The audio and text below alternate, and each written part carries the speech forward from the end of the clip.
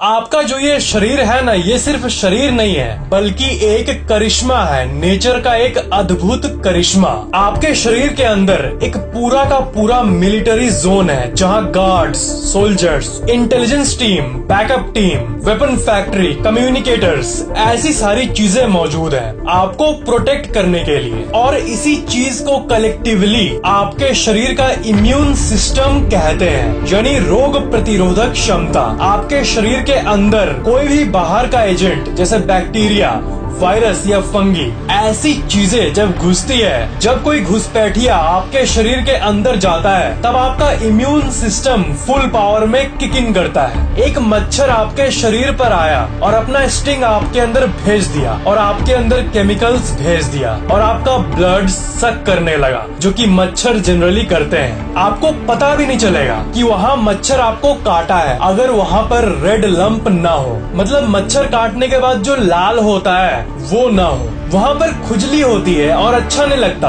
पर वो बम्प असल में एक बहुत इंपॉर्टेंट सिग्नल है कि आप अपने इम्यून सिस्टम द्वारा प्रोटेक्टेड हो। और अगर वहाँ लंप नहीं बना तब इसका मतलब कि आपका इम्यून सिस्टम ठीक से काम नहीं कर रहा, मतलब वहाँ पर लंप होना अच्छी बात है। और जैसे कि मैंने बताया कि ये एक साइन है कि आपका इम्यून सिस्टम अच्छे से काम कर रहा है। इम्यून सिस्टम आपको इन्फेक्शन, इलनेस और डिजीज, इन सब चीजों से आपको बचाता है। इस सिस्टम में बहुत सारे खिलाड़ी हैं, सोल्जर्स हैं, जो कि आपस में कोऑर्डिनेट करके आपको बीमारियों से बचाते हैं। अगर हम इंसानों के अंदर इम्यून सिस्टम ना होता तो सिंपल एक ब्लेड से हाथ कटने के बाद भी एक इंसान की डेथ हो जाती। क्या हो अगर मैं बोलूं कि आपका शरीर हमेशा अंडर अटैक रहता है। बहुत सारे बैक्टीरियाज, वायरसेस हमेशा आपके शरीर के अंदर घुसने की कोशिश करते रहते हैं, पर आपका इम्यून सिस्टम आपको बचाते रहता है। इम्यून सिस्टम में ल्यूकोसाइट्स नाम का एक खिलाड़ी होता है। ये जो है ये आपके शरीर का पहरेदार है और ये आपके शरीर के ब्लड स्ट्रीम में घूमते रहता है। आपके ब्लड के हर एक माइक्रोलीटर में 11,000 से भी ज्यादा की सेना होती है इन ल्यूकोसाइट्स की।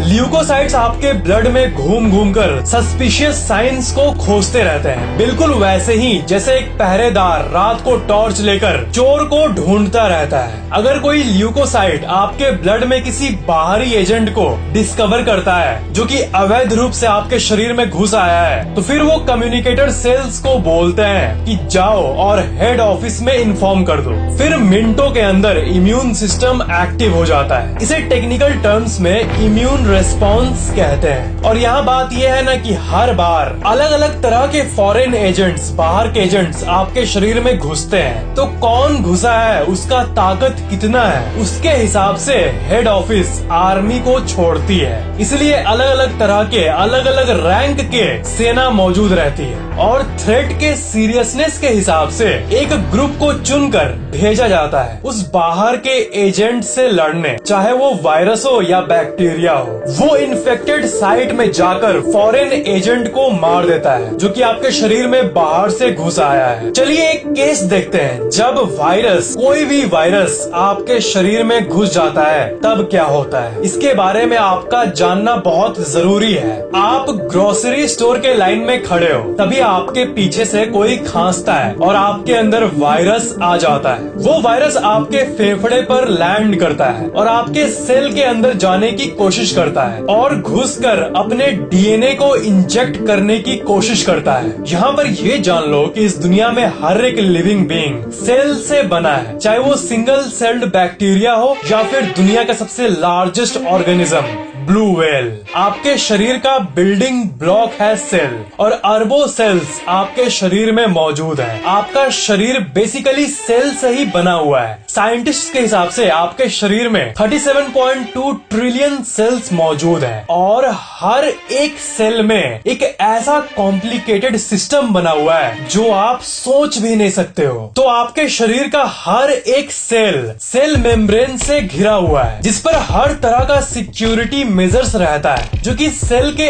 अंदर मौजूद चीजों को प्रोटेक्ट करता है। और सेल मेम्ब्रेन के थ्रू, बॉर्डर के थ्रू बहुत कुछ आ भी सकता है और जा भी सकता है। जैसे ये H2O यानी पानी को अंदर आने देता है, CO2 कार्बन डाइऑक्साइड को बाहर जाने देता है और डर्ट को अंदर आने नहीं देता है। वहाँ पर एक प्रॉपर ऑटोमेटेड सिस्टम बना हुआ है। और सेल के मेम्ब्रेन के बॉडी पर बहुत सारे रिसेप्टर्स भी होते हैं जो कि न्यूट्रिएंट्स को एब्जॉर्ब करने में काम आती है। यहाँ सबसे मेन बात यह है कि सेल मेम्ब्रेन में बहुत स्ट्रिक्ट नियम है कि क्या चीज अंदर जा सकती है और क्या चीज बाहर आ सकती है। पर वो वायरस जो कि आपके लंग में आया वो थोड़ा चालाक है। वो छुपकर और दूसरे चीजों के अंदर जाकर या फिर किसी चीज का रूप लेकर इम्पर्सोनेट करके सेल के अंदर किसी तरह चला जाता है। पर जब वायरस आपके सेल के अंदर आ जाता है तब सेल को पता चल जाता है कि हमारे अंदर कोई वायरस घुस गया है और उन्हें पता चल जाता है कि कोई घुसपैठिया